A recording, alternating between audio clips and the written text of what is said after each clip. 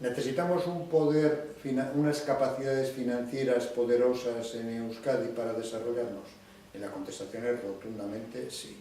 En ese contexto, ¿es positiva la fusión de las 3 cajas de ahorro vascas? Y la contestación es rotundamente sí.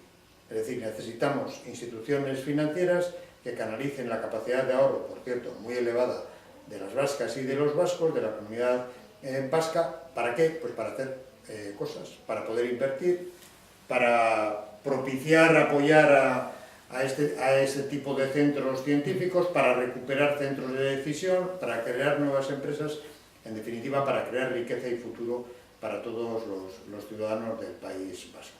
En ese sentido, todo lo que sea fortalecer las capacidades financieras de Euskadi es positivo. ¿Eso se puede hacer una caja o un banco con sede fuera de la comunidad autónoma? Pues rotundamente sí, con tal de que se comprometa en el desarrollo económico de esta comunidad autónoma.